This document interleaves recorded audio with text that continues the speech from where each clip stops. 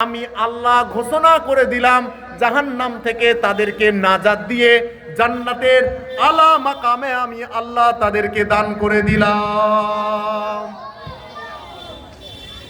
আল্লাহর রাসূলের ওয়াদা, ফেরেশতার আল্লাহ রাব্বুল আলামিন ফেরেশতাদের কাছেও আল্লাহ রাব্বুল আলামিন ওয়াদাবদ্ধ হন। তো এখনো পর্যন্ত যে সমস্ত ভাইরা আসেননি, আমি সবাইকে বলবো আপনারা চলে আসুন। আমার ভাইরা, আলোচনার মূল পয়েন্টে আমি ঢুকতেছি, একটু ধ্যানের সাথে শুনবেন। পুরো বিশ্ব আজকের অশান্তিতে ভরপুর, বিশেষ করে পুরো বিশ্বে মুসলমানেরা সবচেয়ে বেশি অপমানিত, লাঞ্ছিত, জর্জরিত। এক সময় মুসলিমরা গোটা বিশ্ব শাসন করেছে, তখন কিন্তু মুসলমানদের সংখ্যা আমাদের মতো এত বেশি ছিল না। আমাদের মতো বর্তমান সময়ে যত অর্থ সম্পদ মুসলিমদেরকে আল্লাহ দান করেছেন এত ছিল না। তারপরেও সংখ্যায় অল্প থাকলেও তাদের ক্যারেক্টার, তাদের চরিত্র এত উন্নততর ছিল, যার কারণে তাদের ঈমান এত মজবুত ছিল, আল্লাহ রাব্বুল আলামিন তাদের দ্বারা গোটা বিশ্বকে পরিচালিত করেছেন। আজকে আমাদের সমস্ত কিছু থাকার পরেও পৃথিবীতে প্রায় 57টার বেশি দেশ মুসলিমদের, তারপরেও মুসলমানরা গোটা বিশ্বে বেশি অপমানিত। এর মূল কারণ আমরা আস্তে আস্তে আস্তে আস্তে করে শয়তানের দাসত্বে পরিণত হয়ে গেছি। আমাদের থেকে আল্লাহর হুকুম আস্তে আস্তে চলে যাচ্ছে, রাসূলের সুন্নাত আস্তে আস্তে চলে যাচ্ছে। এই কারণে আসমান থেকে আল্লাহ রাব্বুল আলামিন গজব পাঠাচ্ছেন। আল্লাহ রাব্বুল আলামিন কোরআনুল কারীমে বলেন, যাহারাল ফাসাদু ফিল বাররি ওয়াল বাহার বিমা কাসাবাত আইদিন নাস। ও বান্দা, স্থলভাগে এবং জলভাগে যত বিপর্যয় আসে, চাইছে জালিম বাদশাকে মুস্তালাত করেও মানুষের উপরে যে অত্যাচার নিপীড়ন করা হয়, ও বান্দা, এ সব তোমার হাতের কামাই। অর্থাৎ তুমি আস্তে আস্তে খারাপ হয়ে যাচ্ছ, সেই কারণে আসমান থেকে তোমার উপরে এই রকম মুসিবত আসছে।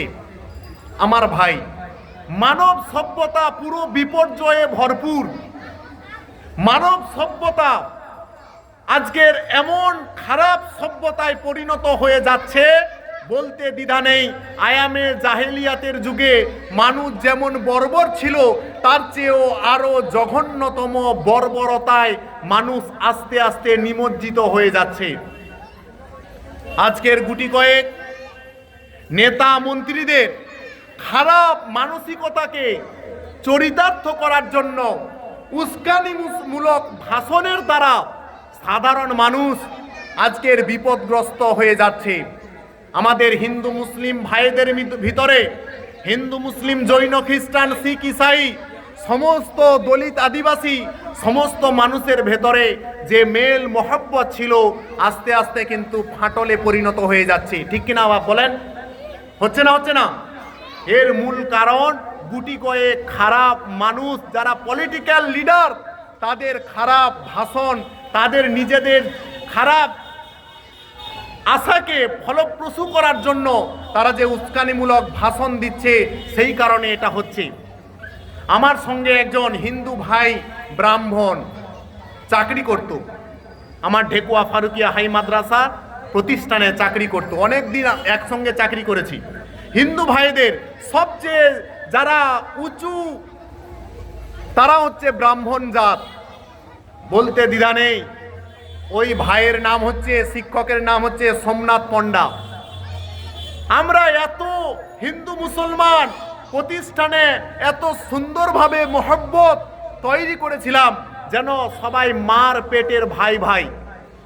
আমি যদি কোনো খাবারকে হাত দিয়ে খেতাম, আমার ওই ব্রাহ্মণ শিক্ষক আমার ভাই, সে আমার ওই মেশানো খাবারকে খেত, আবার সে যখন মেশাতো আমিও খেতাম। ভারতবর্ষের ঐতিহ্য হচ্ছে এটাই। সমস্ত মানুষের ভেতরে ভ্রাতৃত্ব বন্ধন অটুট যেন থাকে। ভারতবর্ষের মূল সম্পদ এটাই। ভারতবর্ষ স্বাধীন হতো না যদি হিন্দু, মুসলিম, জৈন, খ্রিস্টান, শিখ, ইসাই সমস্ত স্তরের মানুষ, সে চাই পুরুষ হোক মহিলা হোক, সবাই এক সঙ্গে যখন ইংরেজদের বিরুদ্ধে রুখে দাঁড়িয়েছিল, ইংরেজরা পালাতে বাধ্য হয়েছিল। ঠিক কিনা বলেন? ভারতবর্ষে আপনি যদি ইন্ডিয়া গেট যদি দেখেন, ইতিহাস দেখেন, প্রায় ৯৫,০০০-এর বেশি শহীদের নাম লেখা আছে, এখনো পর্যন্ত আছে। তার ভেতরে প্রায় ৬৫,০০০-এর বেশি আমার মুসলিম ভাইদের নাম লেখা আছে। তাহলে আজকের যারা বলে ভারতবর্ষে মুসলমানদের কোনো অবদান নেই, আমি বলতে চাই দ্ব্যর্থহীন কণ্ঠে, আপনি ইতিহাসকে গোপন করছেন কেন? ইতিহাস সম্পর্কে আপনার কোনো জানা নেই। ভারতবর্ষ স্বাধীন হতো না যদি মুসলিম এবং তার সাথে সাথে সমস্ত মানুষেরা এক হয়ে যদি ইংরেজদের বিরুদ্ধে রুখে না দাঁড়াতো। আজকের অনেক ভাই প্রকাশ্যে তারা ভাষণ দিচ্ছে, নাম বলবো না, যে তোমরা আজকের যে র্যালি হলো, তোমরা সশস্ত্রভাবে অস্ত্র হাতে নিয়ে তোমরা আজকে রামনবমী তোমরা করো। আরে ভাই, গন্ডগোল কেন লাগাতে চাচ্ছেন? কোনোদিন এটা হয়েছে? কোনোদিন আপনি দেখেছেন? আমার লাইফে কোনোদিন দেখিনি। এখানে অনেক পাকা দাড়িওয়ালাও আছেন, তিনার লাইফেও কোনোদিন দেখেননি যে হোলির সময় মসজিদগুলোকে পলিথিন দিয়ে ঢাকা হয়েছে। কোনোদিন দেখেছেন বাপ? আমরা চাই হিন্দু ভাইয়েরা সম্মানের সাথে তাদের ধর্মীয় কৃষ্টি কালচার তারা আদায় করুক। আমরা মুসলিমরাও সম্পূর্ণভাবে তাদেরকে স্বাগত জানাই, সর্বদিক থেকে তাদেরকে আমরা সাহায্য সহযোগিতা করব। অনুরূপভাবে আমাদের যখন কোনো প্রোগ্রাম হবে, আমরাও হিন্দু ভাইদেরকে বলবো, খ্রিস্টান ভাইদেরকে বলবো, সবাইকে বলবো, সবাই তাদের সম্মানের সাথে সমস্ত তাদের কৃষ্টি কালচার আদায় করুন। কেননা কোরআনুল কারীম জানায়, ইয়া আইয়ুহান নাস ইন্না খলাকনাকুম মিন যাকারিন ওয়া উনসা ওয়া জাআলনাকুম শুউবান ওয়া ক্বাবাইলা লিতাআরাফু ইন্না আকরামাকুম ইনদাল্লাহি আতকাকুম। ভাই ভালো করে শুনবেন, আল্লাহর রব্বুল আলামিন কোরআনুল কারীমের ৬,৬৬৬টা আয়াতে কারিমা আছে, ৩,২০,০০০-এর বেশি শব্দ আছে। আল্লাহ ৬,৬৬৬টা আয়াতে কারিমার একটি আয়াতে কারিমাতে বলেন, ও বিশ্ববাসী তোমরা শোনো, ভালো করে শুনুন। আমার হিন্দু ভাইদেরকেও বলি, সবাই শুনুন। আল্লাহ রাব্বুল আলামিন বলেন, ও আমার মানুষ সকল, ও আমার বান্দা বান্দি, তোমরা শোনো, তোমরা প্রত্যেকে একজন পুরুষ এবং একজন মহিলা হতে তোমরা তৈরি হয়েছো। অর্থাৎ আল্লাহ বলছেন, ইয়া আইয়ুহান নাস ইন্না জাআলনা, ইয়া আইয়ুহান নাস, হে মানুষ সকল, আমি আল্লাহ একজন পুরুষ এবং একজন মহিলা হতে গোটা মানব সভ্যতাকে আমি আল্লাহ তৈরি করেছি। ইসলাম কত সাম্যের ধর্ম দেখেন, কোনোদিন চাই না। তাই তো ইসলাম ধর্মের নামেই হচ্ছে শান্তি, কোনোদিন অশান্তি চাই না। আল্লাহ বলেন, আরে ও মানুষ সকল, হিন্দু ভাইদেরকেও বলছে, খ্রিস্টান ভাইদেরকে বলছে, জৈন বৌদ্ধ সবাইকে বলছে আল্লাহ রাব্বুল আলামিন, ও মানুষ সকল তোমরা শোনো, তোমাদেরকে সবাইকে আমি আল্লাহ তৈরি করেছি একজন পুরুষ হতে এবং একজন মহিলা হতে। তবে আমাদের সবার মা একজন, সবার আব্বাজান একজন। এটা বিশ্বাস না করলে কিন্তু ঈমান থাকবে না। আব্বাজানের নাম হচ্ছে সাইয়েদনা আদম আলাইহিস সালাতু ওয়াস সালাম, আম্মাজানের নাম হচ্ছে হাওয়া আলাইহিস সালাতু ওয়াস সালাম। এর আয়াতের শেষের দিকে আল্লাহ কি বলছেন? আমি তোমাদেরকে বিভিন্ন জাতি গোত্রে বিভক্ত করে দিয়েছি, লিতারাফু, যাতে তোমরা একে অপরকে চেনো বোঝো। তারপরে আল্লাহ কি বলছেন? তোমাদের ভেতরে ওই ব্যক্তি সর্বশ্রেষ্ঠ হবে। আল্লাহ এখানে বলেননি যার অর্থ সম্পদ বেশি সে আমার কাছে শ্রেষ্ঠ। আল্লাহ এখানে বলেননি যাকে দেখতে সুন্দর সে আমার কাছে শ্রেষ্ঠ। আল্লাহ এখানে বলেননি যাকে আমি আল্লাহ সমাজের ভেতরে সবচেয়ে বড় লিডারশিপ করার আমি সুযোগ করে দিয়েছি, সে সমাজে সবচেয়ে শ্রেষ্ঠ আল্লাহ বলেননি। যার লোক জনবল পাওয়ার প্রতিপত্ত সমস্ত কিছু আছে সে শ্রেষ্ঠ আল্লাহ বলেননি। আল্লাহ কি বলেছেন? আল্লাহ বলেন যার ভেতরে খোদা ভীরুতা বেশি, যে আল্লাহর হুকুম রাসূলের সুন্নাত অনুযায়ী তার জীবনকে অতিবাহিত বেশি পরিমাণে করবে, ওই ব্যক্তিকে আল্লাহ বলেন আমার কাছে শ্রেষ্ঠ। বলেন না সুবহানাল্লাহ। আমার ভাইয়েরা, যদি এখানে কেউ আছেন, যদি রিক্সা চালক যদি থাকেন, আর ওই রিক্সা চালক সমাজের ভেতরে আপনাদের এলাকায় সবচেয়ে যদি গরিব মানুষও হয়, যদি কেউ মেতরও থাকেন সমাজের ভেতরে সবচেয়ে যদি গরিব হন, আর সে যদি 5 ওয়াক্ত নামাজি হয়, আল্লাহর রসুলের সুন্নাত অনুযায়ী যদি সে তার নিজের জীবনকে অতিবাহিত করনেওয়ালা হয়, আল্লাহর কসম করে বলছি, এই এলাকার যদি কেউ কোটিপতি থাকে আর তার ভেতরে যদি নামাজ না থাকে, আল্লাহর কাছে ওই ব্যক্তির কোনো দাম থাকলো না। ওই রিক্সাওয়ালাকে, ওই রিক্সা চালকের দাম আল্লাহ সুবহানাহু ওয়া তাআলার কাছে অনেক বেশি। চিল্লায়া বলেন ঠিক কিনা? ইসলাম হচ্ছে এমন একটি সুন্দর ধর্ম, যারা আজকের গলাবাজি করে তারা দলিত আদিবাসীদেরকে, তাদের চাইতে নিচু স্তরের মানুষদেরকে পায়ে পিষে দেওয়ার জন্য, তাদেরকে অপমানিত করার জন্য, তাদেরকে পরাধীনতার বেড়াজালে আবদ্ধ করার জন্য নানা রকম চক্রান্ত করছে। আমার ভাই, আমরা সকলে সমস্ত ধর্মের ভাইদেরকে আমি আজকের শান্তির বার্তা দেওয়ার জন্য এই ভাষণগুলো দিচ্ছি, এই কারণে যে আমরা ভাই এক হই। স্বাধীনতা সংগ্রামে যেমনভাবে আমরা সবাই মিলে দেশকে স্বাধীন করেছিলাম, আজকের বাস্তব কথা আমি বলছি, দেশের আভ্যন্তরীণ অবস্থা বড়ই করুণ। আমরা যদি নিজেদের দ্বন্দ্ব ভুলে না গিয়ে আমরা যদি এক না হই, আমাদের এই ভারতবর্ষ শুধু নয়, গোটা বিশ্ব খান খান হয়ে যাবে। ভারতবর্ষের আভ্যন্তরীণ অবস্থাও বড়ই ভয়ঙ্কর। আজকের পুরো মুসলিমদেরকে আপনি কোণঠাসা করার জন্য একটা দল উঠে পড়ে লেগেছে, ওয়াকফ অ্যামেন্ডমেন্ট বিল। তারা আজকের 2025 সালে তারা লাগু করে দিল। ওয়াকফ সম্পদ ভাই কাদের সম্পদ? ওয়াকফ সম্পদ হচ্ছে আমাদের মুসলিমদের নিজেদের সম্পদ। আল্লাহর নামে আমরা দান করেছি, উৎসর্গ করেছি।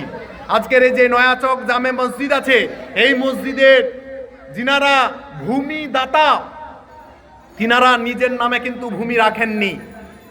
ইসলাম চায় যখন আপনি মসজিদে দান করবেন, লিল্লাহিয়াত অর্থাৎ আল্লাহর উদ্দেশ্যে আমি দান করে দিলাম, আপনার ওখানে কোনো দাবি দেওয়া থাকবে না। কি ভাই থাকবে? নিজের ইচ্ছায় আল্লাহকে খুশি করার জন্য আমার মুসলিম ভাইয়েরা মসজিদ, মাদ্রাসায়, কবরস্থানে তারা নিজেদের সম্পদ গাঁটের টাকা খরচ করে কিনে তারা উৎসর্গ করে দেয় আল্লাহকে খুশি করার জন্য। আজকের লজ্জা লাগে না? সেই সম্পদকে করায়ত্ত করার জন্য আপনারা ওয়াকফ অ্যামেন্ডমেন্ট বিল আপনারা পাস করে দিলেন। দুদিন পরে দেখবেন আপনার মসজিদ, আপনার মাদ্রাসা, ওই মসজিদ মাদ্রাসায় আপনি নামাজ পড়ার হকদার হবেন না। দুদিন পরে এমন কালো অন্ধকার ছেয়ে আসছে, মসজিদ মাদ্রাসা সব তছনছ হয়ে যাবে। এখন ওয়াকফ অ্যামেন্ডমেন্ট বিল পাস করার আগে আমাদের সবচেয়ে প্রিয় মসজিদ বাবরি মসজিদ শহীদ হয়ে গেল। আচ্ছা, সেটা গেল, অনেক সম্বলের মসজিদ থেকে শুরু করে অনেক মসজিদ পুরো শহীদ হয়ে গেল। মাদ্রাসাগুলো বুলডোজার দিয়ে প্রতিনিয়ত ভাঙা হচ্ছে। আমার ভাই, এখনো পর্যন্ত দেখাতে পারবেন আমার কোনো মুসলিম ভাই এই মুহূর্তে ভারতবর্ষের কোনো মন্দিরের উপরে আঘাত করেছে? বাংলাদেশে যে বর্তমান যে আভ্যন্তরীণ সরকার হলো, আমরা মিডিয়াতে দেখলাম যে মসজিদগুলোকে, মন্দিরগুলোকে আমার অনেক মুসলিম ভাইরা সারা রাত ধরে পাহারা দিয়েছে, যাতে কোনো আমার মুসলিম ভাই খারাপ নিয়তে যেন কোনো মন্দিরের উপরে আঘাত না হানে। আল্লাহর রসুলের বাণী, যদি আপনার পাশের পরিবারের কোনো নন মুসলিম ভাই থাকে, তার সাথে যদি আপনি বিনা অপরাধে দুর্ব্যবহার করেন, আল্লাহর রসুল বলেন কিয়ামতের মাঠে ওই মুসলিম ভাইয়ের বিরুদ্ধে আমি আল্লাহ যুদ্ধ ঘোষণা করব। আমি আল্লাহর রসুল বলছি, যুদ্ধ ঘোষণা করব। তাহলে দেখেন কি রসুলকে পেয়েছিলাম। ইসলাম কোনোদিন চায় না যে আমাদের ভেতরে ভ্রাতৃত্ব বন্ধন ছিন্ন হয়ে যাক। আমার ভাই, আমরা সব এক হই। যারা খারাপ, সে চাই হিন্দু হোক মুসলিম হোক, যদি কোনো মুসলিম ভাই বিনা অপরাধে কোনো হিন্দু ভাইয়ের উপরে আঘাত হানে, এমনকি গালমন্দ পর্যন্ত করে, আমরা এখানে যত মুসলিমরা আছি প্রতিজ্ঞাবদ্ধ হব ওই হিন্দু ভাইদেরকে আমরা কঠোর থেকে কঠোর শাস্তি আমরা দেব। ঠিক কিনা বলেন? এটাই হচ্ছে ইসলামিক শিক্ষা, এটাই হচ্ছে ইসলামিক শিক্ষা। আজকের দেখেন মুসলিমদেরকে সর্বদিক থেকে নানাবিধভাবে অত্যাচারের শিকার হতে হচ্ছে। এই যে উস্কানিমূলক হচ্ছে, তাহলে আপনি তো সারা জীবন থাকবেন না। এই যে সমস্যা তৈরি করে যাচ্ছেন, পরবর্তীতে অনেক কঠিন থেকে কঠিন সমস্যায় মানুষ জর্জরিত হবে। সেই কারণে আল্লাহর রাসূল জনাবে মুহাম্মদুর রাসূলুল্লাহ সাল্লাল্লাহু আলাইহি ওয়াসাল্লামের নীতি আদর্শ গ্রহণ করা আমাদের প্রত্যেকের জন্য বাধ্যবাধকতা বর্তমান সময়ে দাঁড়িয়েছে। কেন দাঁড়িয়েছে? আল্লাহর রাসূল জনাবে মুহাম্মদুর রাসূলুল্লাহ সাল্লাল্লাহু আলাইহি ওয়াসাল্লামের যখন 15 বছর বয়স হলো, একটু ভালো করে শুনবেন। আজকের জলসা কমিটির সবাইকে দেখলাম, সবাই যেন প্রায় ইয়ং জেনারেশন। আল্লাহর রাসূল দেখলেন হরবে ফেজ্জারের যুদ্ধেতে প্রচুর মানুষ নিহত হয়ে গেল। অনেক মা তার সন্তানকে হারিয়ে ফেললো, অনেক মা তার স্বামীকে হারিয়ে ফেললো, বিধবা হয়ে গেল। অনেক বাপ তার সন্তানকে হত্যা হতে দেখলো, অনেক বাচ্চা ছেলে এতিম হয়ে গেল। আল্লাহর রাসূল থাকতে পারলেন না, সমস্ত যুবক ভাইদেরকে নিয়ে একটা কমিটি বানালেন, একটা সংগঠন তৈরি করলেন, যেই সংগঠনের নাম দিলেন হিলফুল ফাজুল। সংগঠনের নাম কি? হিলফুল ফাজুল, শান্তি সংঘ। আমি সেই সংগঠনের আল্লাহর রাসূলের উদ্দেশ্য কি ছিল? আল্লাহর রাসূল সংগঠন বানিয়েছিলেন, কয়েকটা নীতি আদর্শ ছিল। একটা আদর্শ হচ্ছে যত বিধবা মহিলা তার পাশে দাঁড়ানো। বিধবা মহিলাদেরকে সেই জামানায়ও অপমান করা হতো এবং তাকে সমাজের সবচেয়ে অপমানিত কুলক্ষণী বলে তাদেরকে চিহ্নিত করা হতো। এটা আমরা কোনদিনই ভাব, এটা সমাজের সেই জামানায় আমার বিধর্মী ভাইয়েরা এই রকমভাবে নারীদেরকে অপমান চোখে দেখত। ইতিহাস থেকে পাওয়া যায়, কন্যা সন্তান জন্মগ্রহণ হলে কন্যা সন্তানদেরকে জীবন্ত পুঁতে দেওয়া হতো। আল্লাহর রাসূল প্রতিবাদ করলেন, আল্লাহর রাসূল ঘোষণা করলেন, ও বিশ্ববাসী, তোমরা কেন এমন পরিমাণে বর্বর? কেননা আল্লাহ সুবহানাহু ওয়া তাআলা যাকে ইচ্ছা পুত্র সন্তান দান করেন, আবার যাকে ইচ্ছা কন্যা সন্তান দান করেন, আবার যাকে ইচ্ছা পুত্র কন্যা দুটো দান করেন, আবার যাকে ইচ্ছা পুত্র সন্তানও দান করেন না, কন্যা সন্তানও দান করেন না। আমি রাসূল জানাচ্ছি, আমিও কন্যা সন্তানের পিতা। আমি রাসূল ঘোষণা করলাম, যাদের কন্যা সন্তান হবে আর তারা শান্তিতে থাকবে, তারা আনন্দে থাকবে। আমি রাসূল ঘোষণা করলাম, আমি কিয়ামতের মাঠে আমার সাথে জান্নাতে ওই ব্যক্তিরা থাকবে। কন্যা সন্তান পাওয়ার পরে অনেক ব্যক্তি দেখি না মন খুব খারাপ হয়। একটা যদি প্রথমে কন্যা সন্তান হয় মন খারাপ, দ্বিতীয় যদি হয় তারপরে মারাত্মক খারাপ, আর তৃতীয়বার যদি কন্যা সন্তান হয় তার বউকে তালাক পর্যন্ত দিয়েছে। এইরকমও অনেক ঘটনা পাওয়া যায়। আমার ভাই, কন্যা সন্তান যদি কারো বাড়িতে আছে, আপনি ভাববেন পৃথিবীর সবচেয়ে দামি সম্পদ আল্লাহ আপনাকে দিয়েছে। বলেন ঠিক কিনা? পৃথিবীর সবচেয়ে দামি সম্পদ কন্যা সন্তান। এটা কে বলেছেন? রাসূল বলেছেন। সেই জামানায় মেয়েরা হলে জীবন্ত পুঁতে দিত, রাসূল এসে এই কন্যা সন্তানদেরকে, মহিলাদেরকে সুরক্ষিত দান করলেন। আজকের সেই ইতিহাসগুলো আপনি ভুলে যাচ্ছেন। রাসূলুল্লাহ সাল্লাল্লাহু আলাইহি ওয়াসাল্লাম বলেন, মায়েদের এত মর্যাদা দান করলেন। আল্লাহর রাসূল ঘোষণা করলেন, আল জান্নাতু তাহতা আকদামিল উম্মাহাত।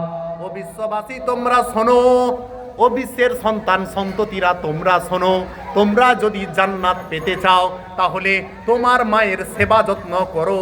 তোমার মায়ের কদমের নিচে আল্লাহ তোমার সুসজ্জিত জান্নাত রেখেছেন। মায়ের কদমের নিচে জান্নাত, তাহলে কত মর্যাদা দিলেন দেখেন। কে দিলেন? বাপ। ইসলাম এসে এই পৃথিবীতে নারীদের মর্যাদা দিয়েছে। আবার আমি আমার অনুষ্ঠানে চলে যাচ্ছি। কোথায় আমি ছেড়েছিলাম? তো আল্লাহর রাসূল হিলফুল ফাজুল তৈরি করলেন। প্রথম শর্ত করলেন হিলফুল ফাজুলের নীতি আদর্শ হচ্ছে বিধবা মহিলাদেরকে সম্মানিত করতে হবে, তাদের পাশে দাঁড়াতে হবে। যদি কোনো বিধবা মহিলা রাস্তার ধার দিয়ে চলে যেত, সমাজ ওই রাস্তা দিয়ে মানুষ বেরোতো না, তাকে কুলক্ষণী ভাবত। আল্লাহর রাসূল এসে যখন আল্লাহর রাসূলের 25 বছর বয়স হলো, আল্লাহর রাসূলকে বিয়ের প্রস্তাব দিল। ওই জামানার বিধবা মহিলা 40 বছরের বয়স্কা আম্মাজান খাদিজাতুল কুবরা রাদিয়াল্লাহু তাআলা আনহা, আল্লাহর রাসূল বিয়ের প্রস্তাব গ্রহণ করলেন। আল্লাহর রাসূলের সঙ্গে বিবাহ হলো। আল্লাহর রাসূল সেই জামানার মধ্যে, শুধু সেই জামানাই নয়, কিয়ামত পর্যন্ত যত মানুষ আসবে সবার চাইতে সুন্দর এবং টনটনে যুবক করে এবং উন্নত আদর্শ দিয়ে আল্লাহ যাকে পৃথিবীর বুকে পাঠিয়েছেন তিনি আমার আপনার নবী সাইয়্যিদুল মুরসালিন রাহমাতুল লিল আলামিন জনাবে মুহাম্মদুর রাসূলুল্লাহ সাল্লাল্লাহু আলাইহি ওয়াসাল্লাম। পুরো আরববাসীরা, আরবের মহিলারা আল্লাহর রাসূলকে বিয়ে করার জন্য সবাই আল্লাহর রাসূলকে অফার দিয়েছিল যে হে নবী। তখনও কিন্তু আল্লাহর রাসূল নবী হননি, মাত্র 25 বছর বয়স। আল্লাহর রাসূল কাউকে কিন্তু বিয়ে করতে চাইলেন না। নারীদের মর্যাদা দেওয়ার জন্য, বিশেষ করে বিধবা মহিলাদের মর্যাদা দেওয়ার জন্য আল্লাহর রাসূল আম্মাজান খাদিজাতুল কুবরা রাদিয়াল্লাহু তাআলা আনহা যখন 40 বছর বয়স, যখন বিয়ের প্রস্তাব দিলেন, আল্লাহর রাসূল সেটা কবুল করলেন। কেন কবুল করলেন বলেন তো? যাতে সমাজে বিধবা মহিলাদেরকে সমাজ যাতে স্বীকার করে যে এরাও আমাদের মতো একজন মানুষ। আজকের ভারতবর্ষের একটু পিছিয়ে যান, অবস্থা এমন ছিল। ভারতবর্ষের অবস্থা এই রকমই ছিল। অনেক আমার ভাইয়েরা এখানে আছেন যারা পড়াশোনা করেছেন, আকরামুলও আছে আমার একই ব্যাচের, সেও জানে যে বিধবা মহিলাদেরকে যে সতীদাহ প্রথা হতো, কিছু পিছিয়ে যান, ছোট বয়সে বিয়ে হতো। আর তার যদি স্বামী যদি মারা যেত, জ্বলন্ত এই ফুটন্ত বা জ্বলন্ত ওই চিতার উপরে তার ফুটফুটে স্ত্রীকে ওই জীবন্ত অবস্থায় পুড়ে মারা হতো। এর নাম ছিল সতীদাহ প্রথা। দেখেন মানুষ এত বর্বর ছিল, মানুষ এইরকম বর্বর ছিল। এই সতীদাহ প্রথার বিরুদ্ধে রাজা রামমোহন রায় উনি উঠে পড়ে আন্দোলন করলেন এবং সতীদাহ প্রথাকে বিলোপ করলেন। আজকের দেখেন আল্লাহর রাসূল, এ তো কিছুদিন আগেকার ঘটনা, আল্লাহর রাসূল জনাবে মুহাম্মদুর রাসূলুল্লাহ সাল্লাল্লাহু আলাইহি ওয়াসাল্লাম আজ থেকে ১৫০০ বছর পূর্বে বিধবা মহিলাদের সম্মান দিয়েছেন, নিজে বিধবা মহিলাকে বিয়ে করেছেন। ঈশ্বরচন্দ্র বিদ্যাসাগর 1856 সালে সতীদা 1856 সালে বিধবা বিবাহ আইন প্রণয়ন হলো। উনার বড় ছেলেকে একজন বিধবা মহিলার সঙ্গে বিবাহ দেওয়া হলো। আর আল্লাহর রাসূল দেখেন, এটা নিয়ে আমরা সবাই আলোচনা করি, একটা মহৎ কাজ করেছেন ঈশ্বরচন্দ্র বিদ্যাসাগর, আমরা সাধুবাদ জানাই। কিন্তু আপনি কি ভুলে গেছেন যখন মানুষ বর্বর ছিল, এই আদর্শটা রাসূলুল্লাহ সাল্লাল্লাহু আলাইহি ওয়াসাল্লাম আজ থেকে ১৫০০ বছর পূর্বে নিজে একজন বিধবা মহিলাকে বিয়ে করে সমাজে তাদেরকে স্বীকৃতি দান করেছিলেন। আজকের এখানে যিনারা আছেন, আমি যদি বলি একজন বিধবা যুবক ভাইকে যদি বলি বিধবা মহিলাকে বিয়ে করবেন, সে কিন্তু মুখ মুড়বে, না না, একজন বিধবা মহিলাকে বিয়ে করা যায় কি ভাই, করবে না? কিন্তু দেখেন জামানার শ্রেষ্ঠ, যার পরে কোনো এই রকম মানব হবে না আর ছিলও না, তিনি নিজে বিধবা একজন মহিলাকে নিজেই বিবাহ করলেন। যতদিন আম্মাজান খাদিজাতুল কুবরা রাদিয়াল্লাহু তাআলা আনহা জীবিত ছিলেন, উনি আর কোনো বিয়ে করলেন না। কি রাসূলের আদর্শ দেখেন, কি আদর্শ! আবার আম্মাজানের বয়স 40 বছর। 40 বছরের কোনো মেয়েকে যদি, কোনো বয়স্কা মহিলাকে যদি একজন যুবক ভাইকে বিয়ে করতে চায়, সে বিয়ে করতে চাইবে না। আমার ভাই, আল্লাহর রাসূলের আদর্শ এমনি মহান হয়নি। তাই তো মাইকেল এইচ হার্ট 100 মনীষীর একটা মস্ত বড় কেতাব লিখেছেন, একজন বিদর্ভী ভাই। সেখানে রাজা রামমোহন রায়, ঈশ্বরচন্দ্র বিদ্যাসাগর, বৌদ্ধ থেকে শুরু করে সমস্ত ধর্মের মানুষের, সমস্ত ধর্মের বড় বড় ধর্মীয় মনীষীদের নাম উনি নিয়ে এসেছেন। এমনকি ঈসা আলাইহিস সালাতু ওয়াস সালাম, যীশু খ্রিস্টের নামও নিয়ে এসেছেন। কিন্তু সর্বপ্রথম জিনার নাম নিয়ে এসেছেন, জিনার চরিত্রকে সবার উপরে অগ্রাধিকার দিয়েছেন। আমরা দেইনি বাপ, একজন নন মুসলিম লেখক তিনি দিয়েছেন। সেই কেতাবের ভেতরে 100 মনীষীর যে জীবনী লিখেছেন, প্রথম জিনার নাম নিয়ে এসেছেন, তিনি আর কেউ নয়, আমার আপনার নবী জনাবে মুহাম্মদুর রাসূলুল্লাহ সাল্লাল্লাহু আলাইহি ওয়াসাল্লাম। চিল্লে বলেন নারে তাকবীর, নারে তাকবীর। তাহলে আল্লাহর রাসূলকে তারা চিনলো, আর আমরা আল্লাহর রাসূলের উম্মত হওয়ার পরেও কপাল ফাটা মুসলমান আমরা চিনলাম না। সেই জন্য তো এত মার আসছে।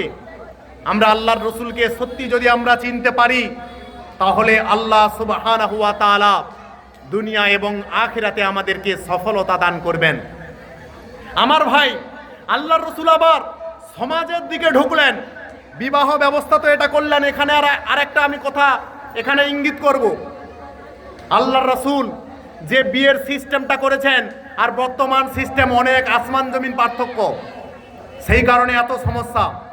একজন পরিবারে যদি কন্যা সন্তান জন্মগ্রহণ করে, একজন মা বাপের মারাত্মক পরিমাণে চিন্তা হয়। জন্মের পর পর তার চিন্তা হয়ে গেল, আমার মেয়েকে কেমনভাবে বিয়ে দেব। আল্লাহর রাসূল এতিম। আম্মাজান খাদিজা তখন ওই এলাকার শুধু নয়, আরব জামানা শুধু নয়, গোটা বিশ্বের একজন প্রভাবশালী ব্যবসায়ী। কয়েক কোটি কোটি টাকার সম্পদ আম্মাজান খাদিজা রাদিয়াল্লাহু তাআলা আনহার ছিল। আর আল্লাহর রাসূল এতিম একজন মানুষ। আল্লাহর রাসূলকে বিয়ের প্রস্তাব ডাইরেক্ট আম্মাজানও দিলেন না। ভালো করে একটু শুনবেন, বিশেষ করে যুবক ভাই এবং যুবতী আমার বোনদেরকে বলছি, বিয়েটা কেমন করা উচিত। আল্লাহর রাসূল আম্মাজানের দরবারে কাজের জন্য নিযুক্ত হলেন।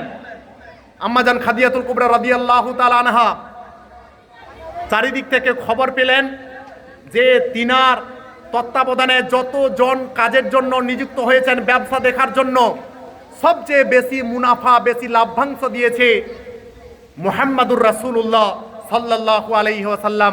তখন কিন্তু আল্লাহর রাসূল নবী হননি।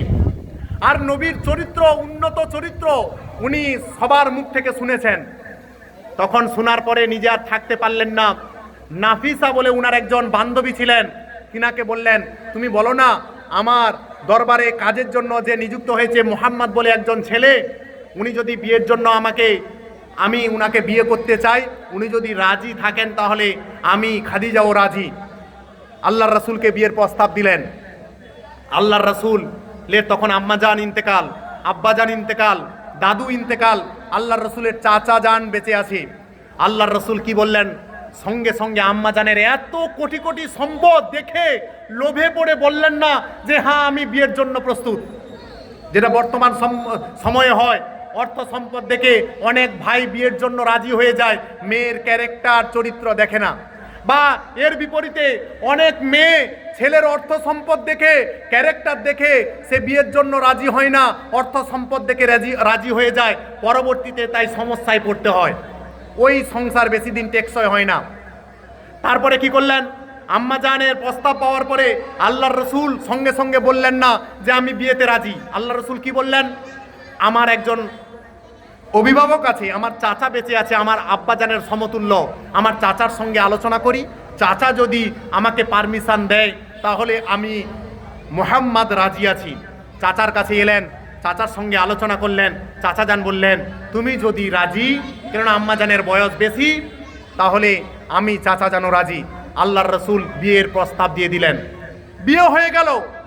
এরপরে দেখেন আল্লাহর রসুল এদিকে এতিম সম্পদশালী নয়, লোকের বাড়িতে কাজের জন্য নিযুক্ত এই রকম একজন কোটি টাকার সম্পদ, যখন সম্পদশালী মহিলার সঙ্গে যখন বিয়ে হলো, আম্মাজান খাদিজাতুল কুবরা রাদিয়াল্লাহু তাআলা আনহা সমস্ত সম্পদ আল্লাহর রসুলের পায়ে উজাড় করে দিলেন যে হে মুহাম্মদ, আমি আপনাকে পেয়ে গেছি, আমি আর কোনো কিছু চাই না, আমার সমস্ত প্রপার্টি সমস্ত ব্যবসায়িক সম্পদ আপনাকে দিয়ে দিলাম, আপনি বাদশাহীভাবে জীবন যাপন করুন, এত কষ্টে আপনি জীবন অতিবাহিত করবেন না। আজকের সবার জেনে রাখা দরকার, যারা ইসলামের উপরে আঙুল তুলে তারা ইতিহাস তারা জানে না, গোপন রেখেছে, তাদের লজ্জা থাকা দরকার। আজকের তো যারা রাজনৈতিক মহলে যারা সামান্য, যারা প্রধান থেকে শুরু করে যারা বড় বড় লিডারশিপ করছে, তাদের যা সম্পদ, তারা লিডার হওয়ার পূর্বে যা সম্পদ ছিল, 1 বছর 2 বছর পরে কোটি কোটি সম্পদের মালিক কোত্থেকে হয়ে যায় বাপ? সমস্ত জনগণের সম্পদ হারাম উপায়ে। আজকের দেখেন যত আজকের লিডারশিপ যারা করছে, তারা কিন্তু লিডার হয়ে যাওয়ার পরে, জনগণের ভোট পাওয়ার পরে তারা আমাকে আপনাকে ভুলে গিয়ে আজকের তাই ওয়াকফ অ্যামেন্ডমেন্ট বিল তারা পাস করে। আজকের দেখেন যে মানুষ আমার সামনে 2 দিন আগে দেখেছিলাম ইলেকশনের আগে মসজিদে, মোহাম্মদপুর মসজিদে এসে মসজিদকে সালাম করেছিল, মসজিদের শ্রেণীতে ইফতার পার্টিতে মাথায় টুপি দিয়ে দুয়ায় শরিক হয়েছিল, আজকের পার্টি বদল করে অন্য পার্টিতে গিয়ে আজকের মুসলমানদের ধ্বংস করার জন্য নানা রকম উগ্রতামূলক ভাষণ দিচ্ছে। আমার ভাই, কারো আমি নাম করব না, এটা আপনাদের চরিত্র এত খারাপ, আপনারা আর 2 দিন পরে কেউ যদি বিশাল বড় অফার দেয়, আপনি মুহূর্তের মধ্যে আপনারা একবারে দল বদল করে জনগণকে আপনারা লাথি মেরে আবার আপনারা একটা দলের সঙ্গে যুক্ত হয়ে যান। আমার ভাই, আমরা সমস্ত মানুষেরা, তাই তো কবি বলেন, মোরা এক বৃন্তে 2টি কুসুম, হিন্দু মুসলমান, মুসলিম তার নয়নমণি, হিন্দু তাহার প্রাণ। আমরা সত্যি এই রকম হচ্ছে আমাদের দেশ ভারতবর্ষ, মুসলিম হিন্দু জৈন খ্রিস্টান সবাই আমরা ভাই ভাই। এই ভ্রাতৃত্ব বন্ধনকে যারা ছিন্ন করতে চায়, তারা শুধু আমাদের না, পুরো ভারতবর্ষ শুধু না, গোটা মানবতার তারা শত্রু। ঠিক কিনা বলেন? গোটা মানবতার তারা শত্রু।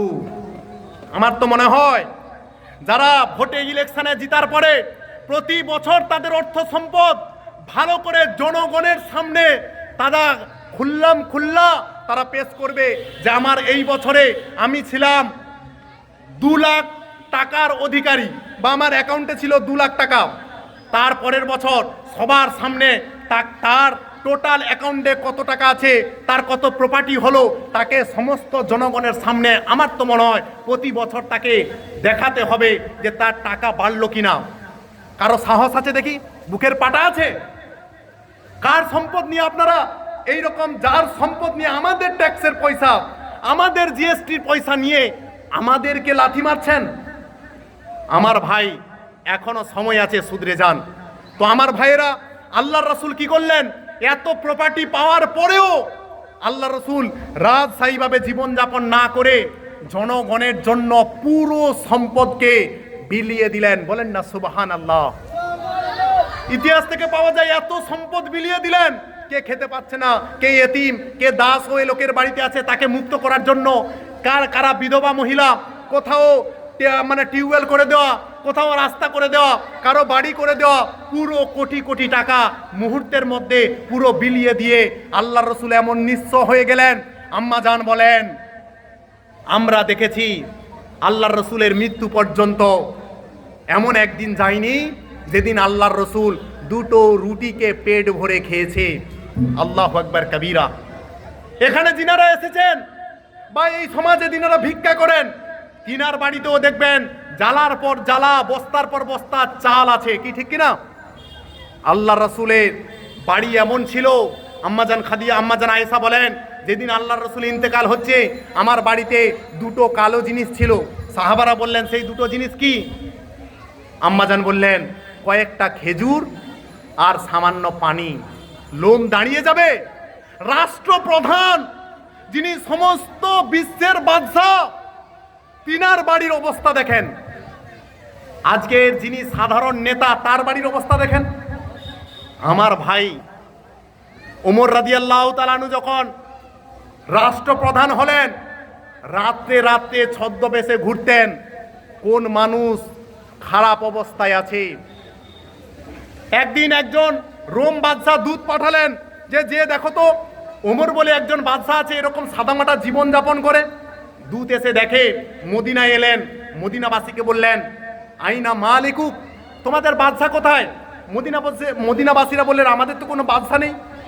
বলছে কি আছে? না আমাদের আমির আছে। বলছে সে কোথায়? বলে ওই দিকে দেখেন আমির ঘুমিয়ে আছে।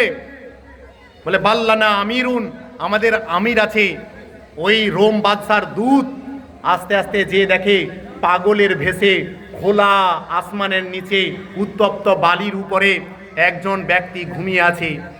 এত শরীরে ঘাম দিয়েছে, পুরো বালিগুলো কাদার মতো পুরো শরীরের সঙ্গে চিপটে গেছে। দূত দেখে বলে আরে এ তো পাগল। মদিনাবাসী বলে ও পাগল না, ও হচ্ছে আমাদের আমিরুল মুমিনিন। গোটা এই যে মুসলিম বিশ্ব আছে, সমস্ত যত মুসলিম বিশ্ব আছে তার হচ্ছে বাদশাহ, তার হচ্ছে লিডার। বলে এত সাধারণ জীবনযাপন, কার ভয়ে এরকম সাধারণ জীবনযাপন করছে? আমি তো মনে করেছিলাম সোনার সিংহাসনে বসে থাকবে। আল্লাহু আকবার কবিরা। মুসলিম সমাজ, মুসলিম কালচার এত উন্নততর। মুসলমান চায় না যে কারো সম্পদ জোর পূর্বক গ্রহণ করবে, এটা মুসলমানদের নীতি আদর্শ নয়। আমার ভাই, আজকের ভারতবর্ষের অবস্থা খুব ভয়ঙ্কর।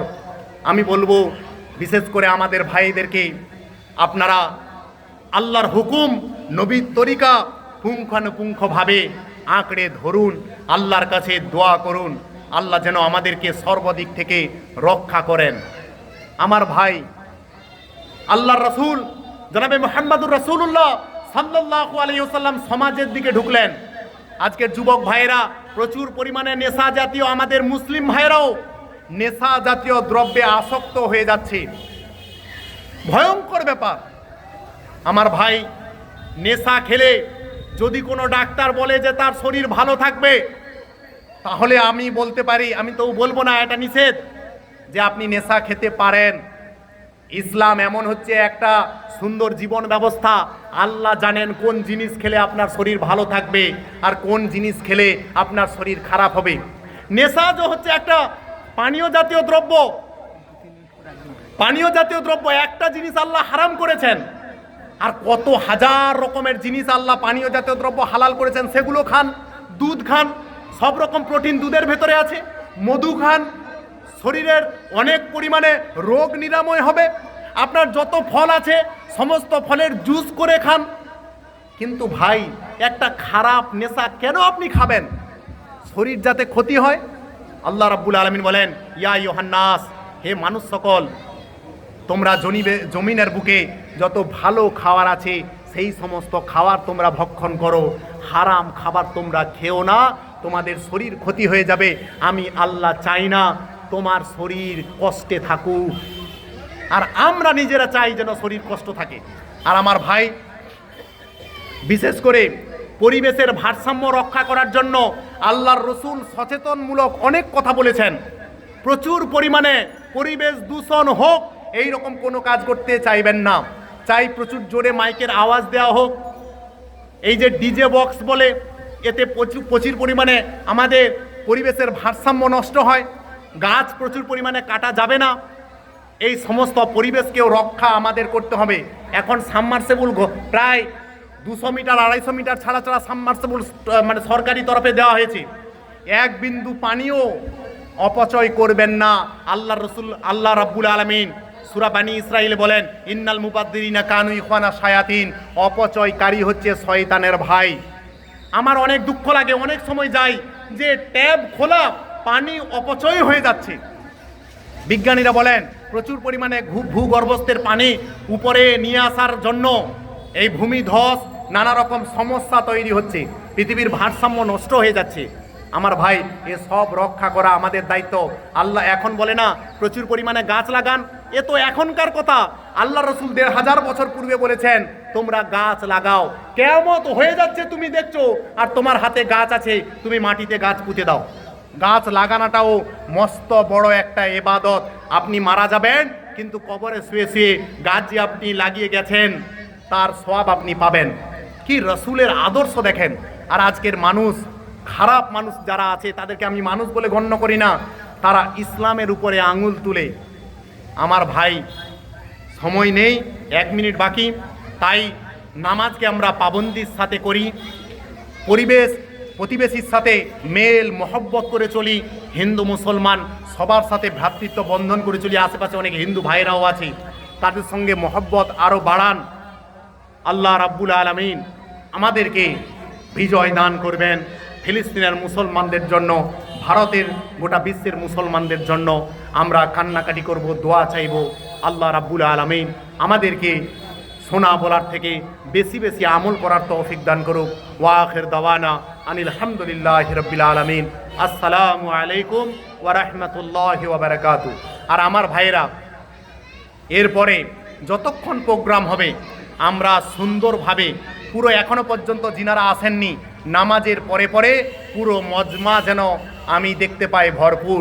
আল্লাহ রাব্বুল আলামিন আমাদেরকে যেন কবুল করেন, বলেন আমিন।